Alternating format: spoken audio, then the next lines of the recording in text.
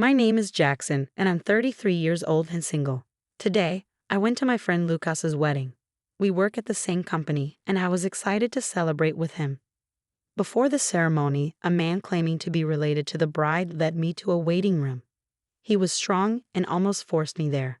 I assumed the bride wanted to say hello before everything started, which I thought was polite of her. But when I got there, things took a strange turn. Instead of greeting me, the bride looked at me with a mean expression. Even though I felt uncomfortable, I congratulated her on the wedding. Instead of a polite reply, she told me to leave immediately. Confused, I asked why. She looked annoyed and said something harsh, muttering about uneducated people and calling me a bother.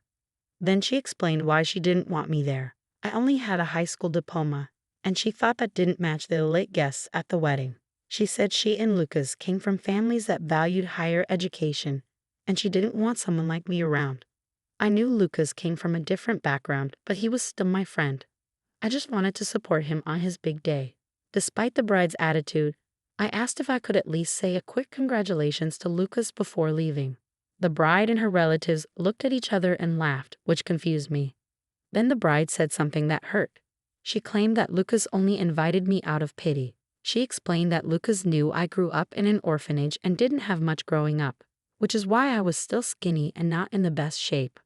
According to her, he didn't invite me because of our friendship, but out of compassion for my situation. The bride made it clear she thought Lucas invited me to his wedding out of pity, just to give me a meal. I tried to explain that wasn't true, but she and her family ignored me. She went on, saying my husband's compassion might raise his status.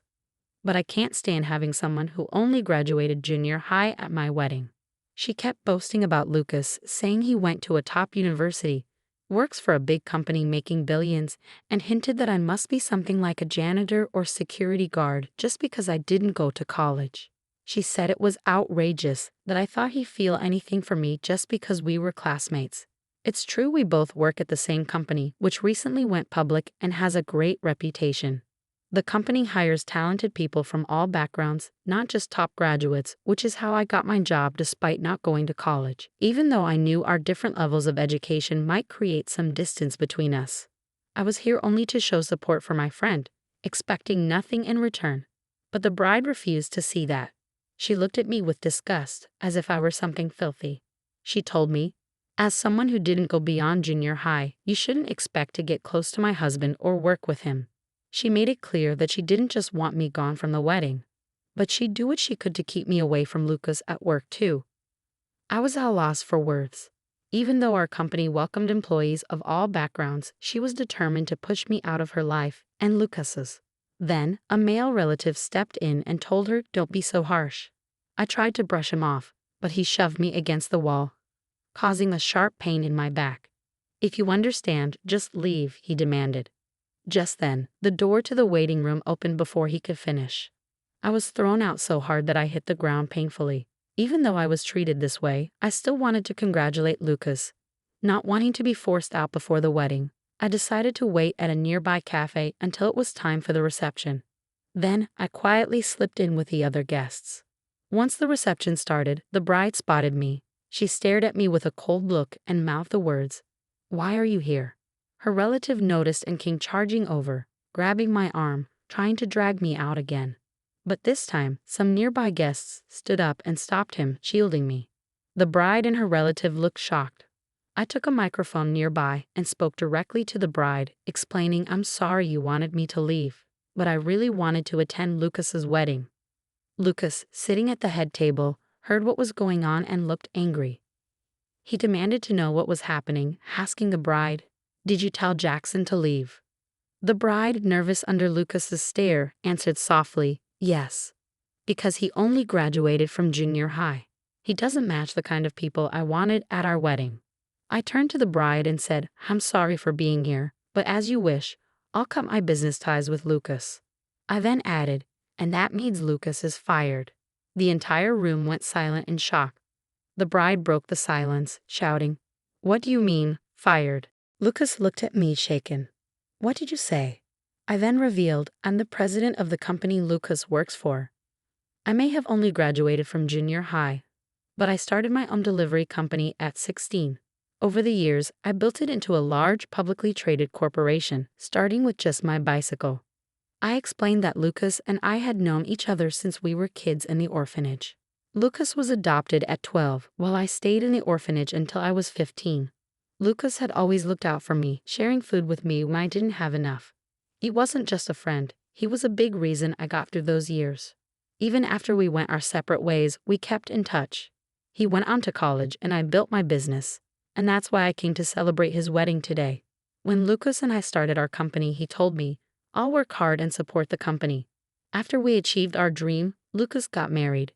Knowing that my usually shy friend was getting married made me happier than anything, and I wanted to congratulate him more than anyone else. That's why I stayed, despite the bride's cold treatment.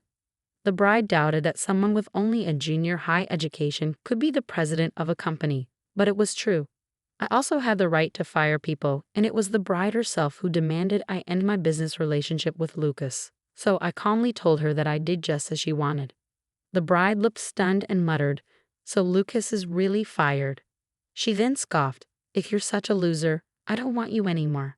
I'm breaking off this engagement." She claimed that without an elite status and high income, the marriage was pointless. Everyone at the wedding was shocked by her words, and they started murmuring.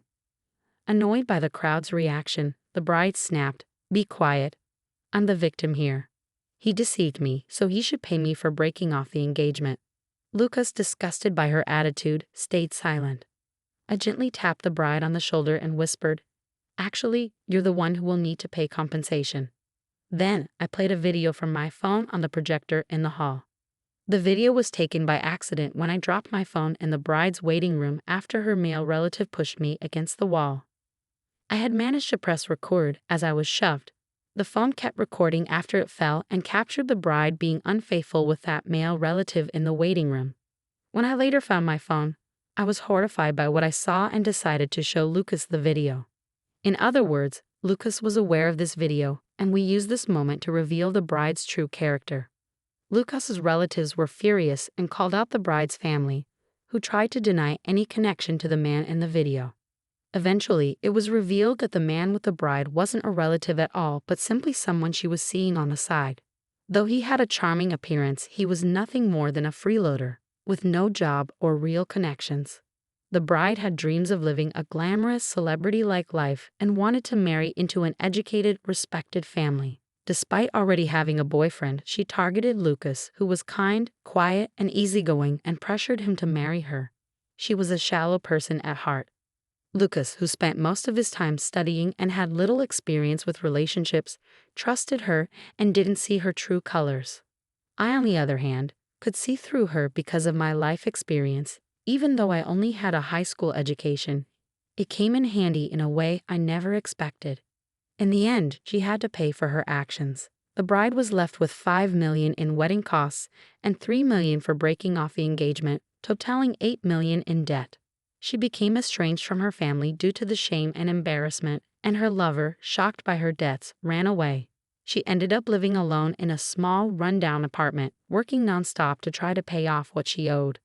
Ironically, this experience strengthened my friendship with Lucas, and our company continued to grow steadily. Since Lucas has always dreamed of marriage, maybe next time I'll go with him to a matchmaking event to help him find someone who truly deserves him.